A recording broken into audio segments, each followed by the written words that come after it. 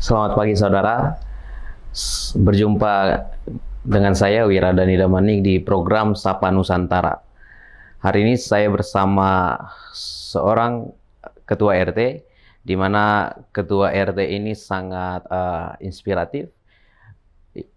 Ketua RT yang menjadi satu-satunya wanita pertama menjadi ketua RT di kawasan eks lokalisasi Payosi Gadung, Kelurahan Rawasari, Kecamatan Alam Barajo, Kota Jambi. Namanya adalah Wiwin dan dia terpilih menjadi ketua RT pada pemilihan ketua RT serentak yang digelar tahun ini, dan tekadnya sangat kuat untuk mengubah citra RT 5 Kelurahan Rawasari dari kawasan yang dikenal dengan dari eks lokalisasi menjadi kawasan dengan yang membawa citra lebih baik. Saat ini saya sudah bersama dengan Ketua RT, Mbak Wiwin. Halo. Apa kabar, Mbak? Alhamdulillah. Oke, langsung kita tanya saja. Itu bagaimana awalnya punya niatan untuk menjadi Ketua RT di kawasan di RT 5 itu? Sebenarnya nggak ada niat ya.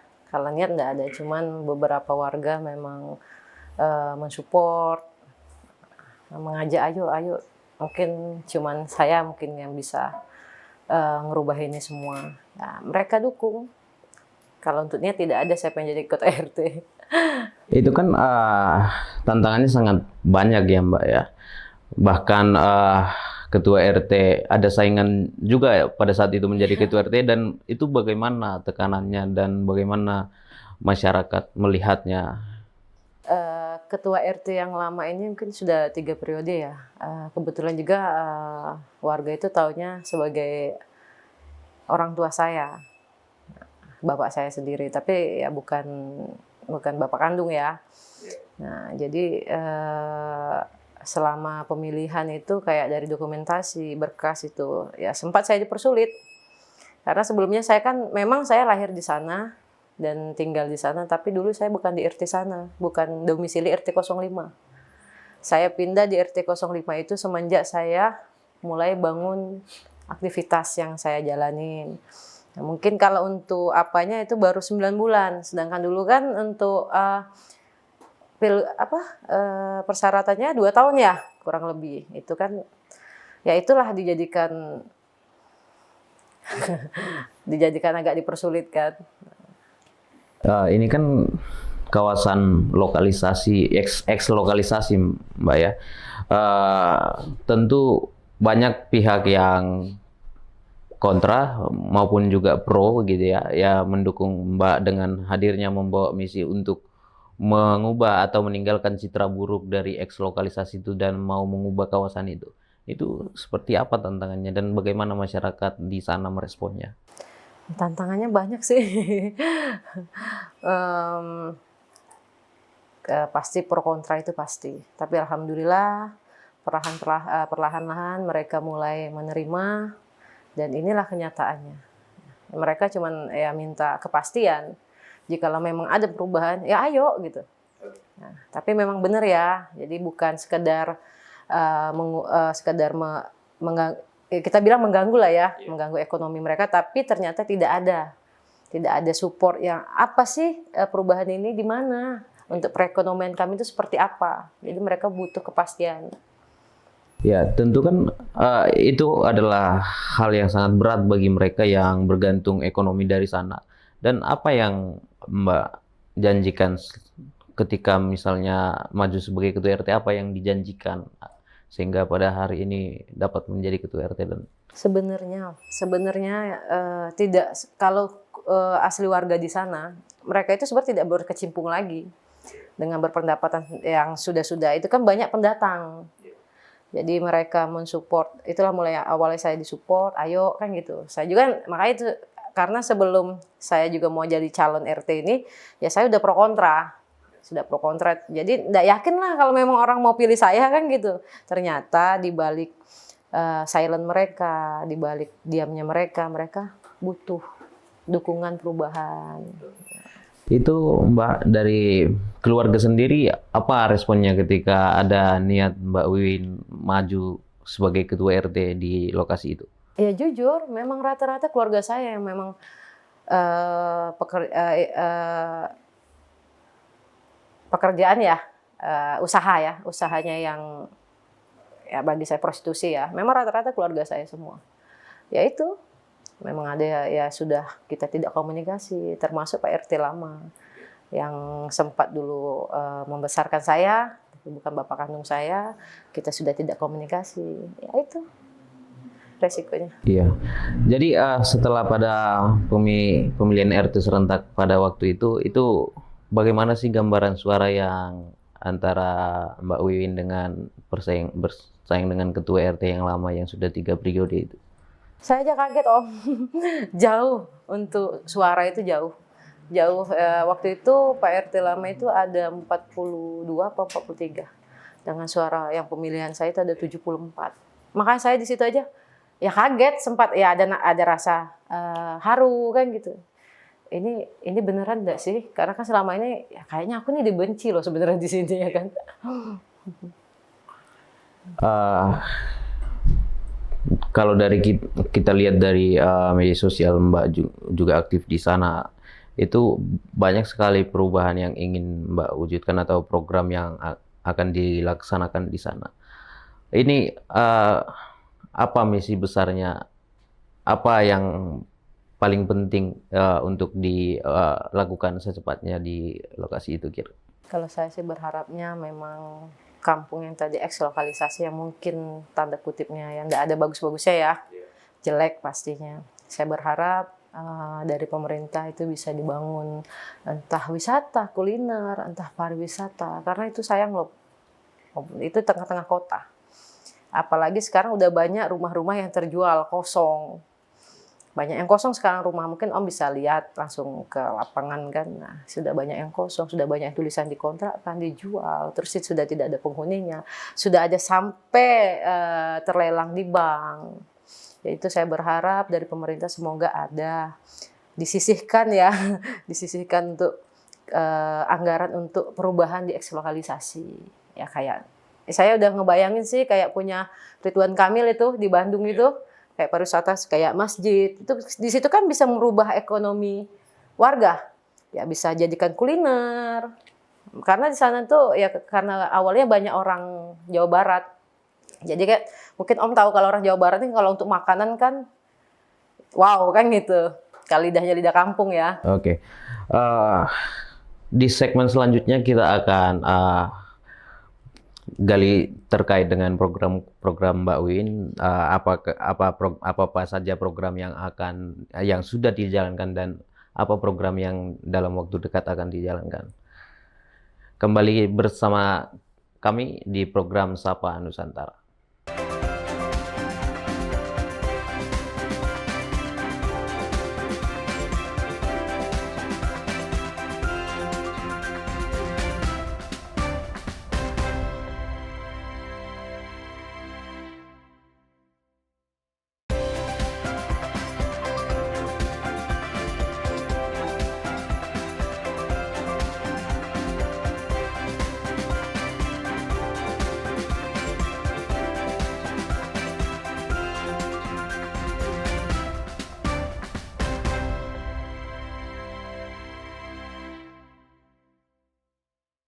Kembali bersama kami di program Sapa Nusantara. Saya masih bersama Mbak Wiwin, Ketua RT 5 Kelurahan Rawasari, Kecamatan Alam Barajo, Kota Jambi. Ini sudah terpilih menjadi Ketua RT dan sudah berjalan beberapa bulan. Apa saja yang sudah dilakukan oleh Mbak Wiwin dari janji-janji dan seberapa besar tantangan itu antara rencana dengan realisasinya di lapangan? Alhamdulillah ya Om ya. Kalau dari jalan mungkin sudah diketahui dari UPCA itu udah bagus, jalan yang tadi jelek. Terus kalau untuk lingkungan, insya Allah sudah ada banyak perubahan. Gebrakan juga sudah saya lakukan di bidang olahraga kayak boxing, itu sudah 2 season. Season pertama itu di tanggal 29 Juni. Itu gebrakan dari saya sebagai Ketua RT yang baru. Terus ada jalan santainya, itu juga kebetulan Pak Wali juga ada sempat turun. Nah, yang season kedua itu karena saya menang Kampung Tangguh dari Mabes Polri, bebas dari narkoba, itu kita buat season kedua sama boxing di tanggal 23 Agustus, 2 bulan ya. 2 bulannya Abdul Muluk waktu itu, Abdul Muluk di tanggal 18 berapa itu saya lupa. Nah, ini rencananya juga, kan kita kan mikir perekonomian mereka nih Om. Harus itu yang paling utama. Isi dalam perut sama generasi. Itu PR kita. Nah, ini insya Allah di bulan Desember akhir nanti kita mengadakan festival kayak Kampung Cemplung gitu. Yang kayak di RRI ada kan, yang kayak di Pelataran. Itu rencana di akhir bulan tahun ini. Pameran. Iya, UMKM. Jadi kayak ya jajanan, terus ada barongsai, ada live musiknya itu. Itu kita dikasih waktu itu 4 hari.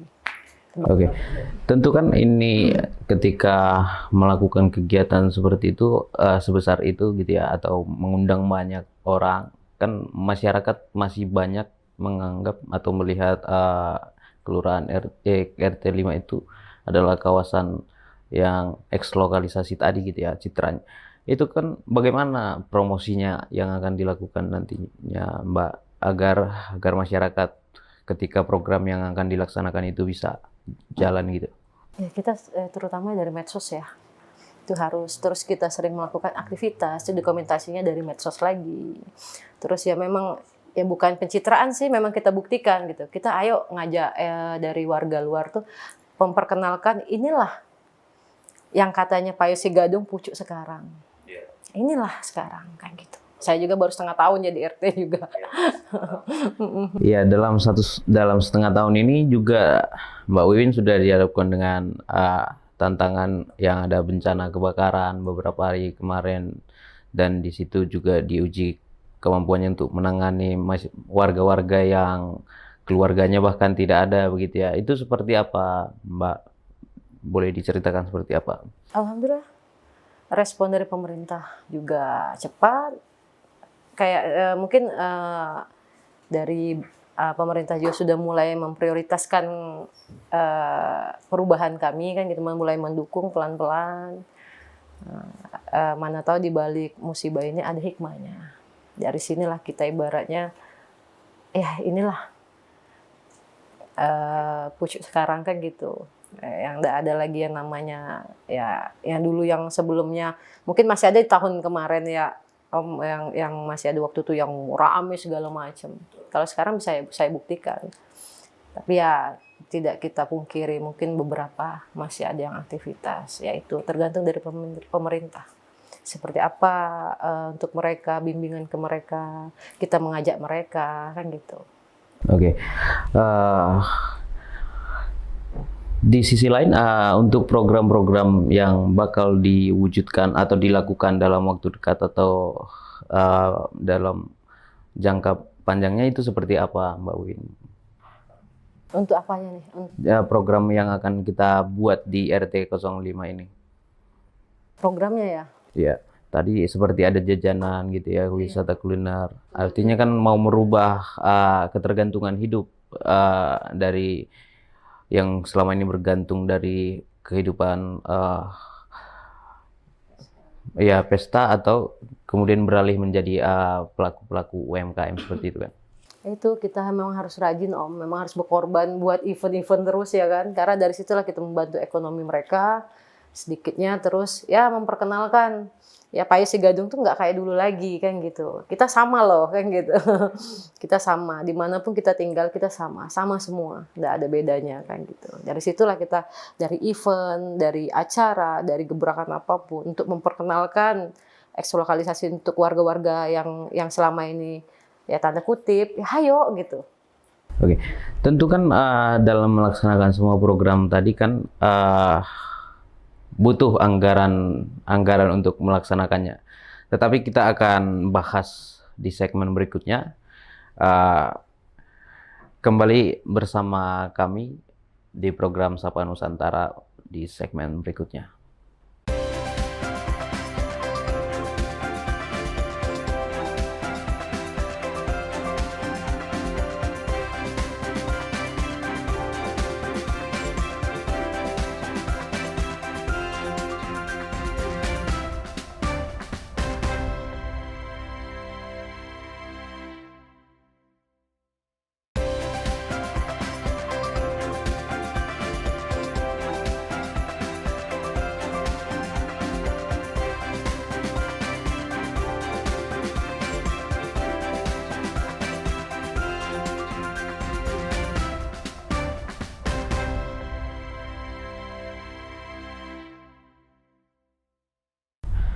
kembali bersama saya di program Sapa Nusantara.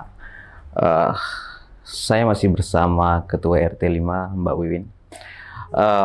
Mbak, tadi banyak dijelaskan soal rencana-rencana yang akan diwujudkan di RT 5 seperti itu ya. Tetapi kan ini tentu membutuhkan anggaran. Itu seperti apa pembiayaannya dan bagaimana Mbak Wiwin mau menjalankan itu dengan atau dengan bantuan kerjasama dengan pihak lain atau seperti apa? Kalau untuk sekarang sih belum ada ya. Apalagi yang katanya program apa Jambi Bahagia ya. Kita belum ada dengar info kalau memang RT kita juga terpilih, itu belum ada. Kalau saya sih berharapnya kan ada memang yang bisa kerjasama untuk membangun ekslokalisasi ini menjadi wisata kuliner. Karena kan ini kampung legend loh. Maksudnya kampung yang memang yang orang cuma taunya tempat seperti itu ya kan. Sedangkan mereka sekarang ini belum tahu nih kenyataannya seperti apa kan gitu. Makanya saya cuma berusaha dengan semampu saya, ya ibaratnya dari anggaran yang bisa saya keluarkan atau dari beberapa teman yang bisa bantu saya, ya itu cuma sekedar event. Oke, sebelumnya kan sudah ada juga event boxing ya dalam, tetapi itu kan ada dukungan dari pihak lain seperti itu ya. Apakah model-model kerjasama dengan pihak lain nantinya bakal banyak digerakkan sehingga RT kita lebih mengalami kemajuan seperti itu? Kalau event-event seperti itu tuh, mungkin baru sebatas ya proposal ya. Maksudnya ya mungkin bukan berupa yang ibaratnya mensupportnya terlalu ke kita tuh, ayo dispesialkan, tidak. Mungkin ada beberapa yang bantu, mungkin hanya sekedar proposal ya kalau kita bilang, sekedar hanya ya sebatas event itu. Oke, Mbak, dalam melaksanakan program yang Mbak canangkan itu kan tentu membutuhkan partisipasi dari masyarakat ya. Itu seperti apa sih partisipasi atau keikutsertaan dari warga-warga kita? Alhamdulillah, sekarang mereka mensupport kok. Apapun kegiatan kita, seperti kayak gotong royong apa, sampai ada event apa, mereka mensupport, ayo gitu. Jadi ya kita pakai, kalau event gitu kan kita pakai panitia tuh. Kita tidak pakai panitianya cukup warga. Mereka udah mulai mensupport. Artinya ada kegiatan-kegiatan rutin yang terus dilakukan seperti gotong royong tadi ya? Yasinan juga kita sudah mulai ada nih. Yasinan juga itu kebetulan ya tidak semuanya yang warga di situ kebetulan yang masih tanda kutip pun mereka sudah mulai mau berbaur. Sudah ikut Ibu majelis ya, jadi majelis taklim ya. Nah, Mbak Win ini kan terkenal dengan banyak hubungan baik dengan pihak pemerintah, baik itu juga dengan pihak kepolisian atau Porkop Pimda di Kota Jambi ya. Itu seperti apa dukungan mereka untuk rencana besar dalam mengubah kawasan ekslokalisasi ini menjadi citra yang positif di masyarakat? Alhamdulillah sih mereka mensupport, cuman kita ini belum ada ya semua itu ya pasti anggaran ya Om ya, bukan sekedar ibaratnya support kan gitu.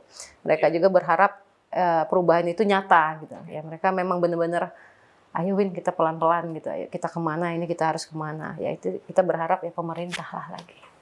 Oke.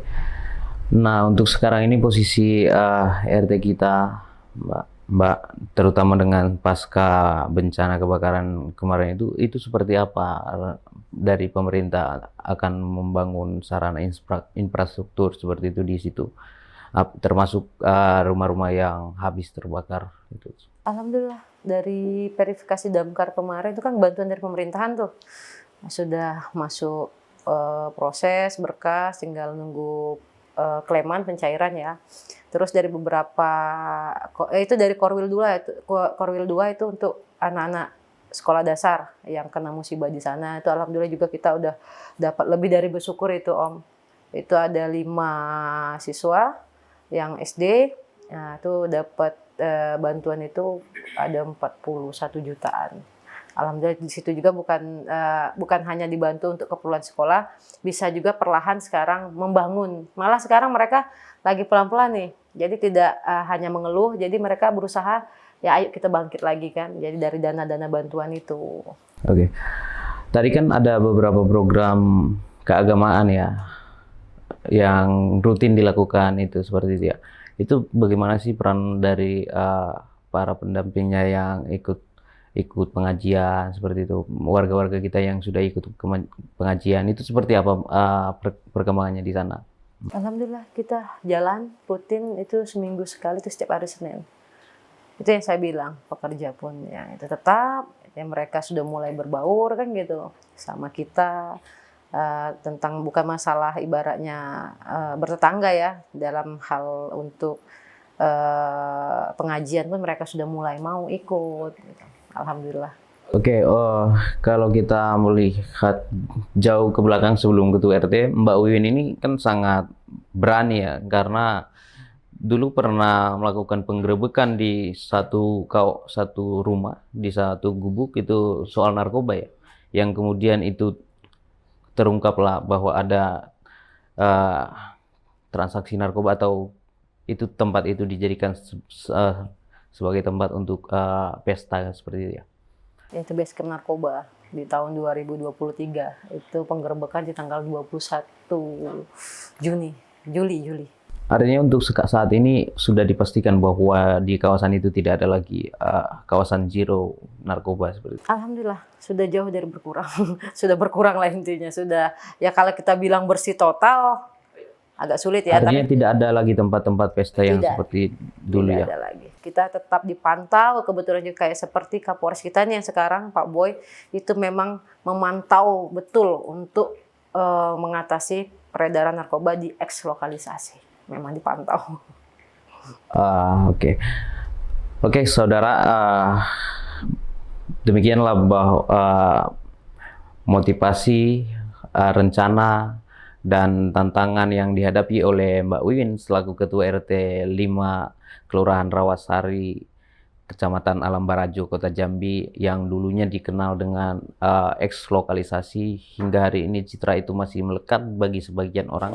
Tetapi Mbak Wiwin bertekad bahwa dia mampu untuk mengubah itu dan menjadikan warga untuk beralih sebagai pencari nafkah dari yang berketergantungan dengan kawasan itu selama ini, berubah menjadi pekerja dan pelaku UMKM.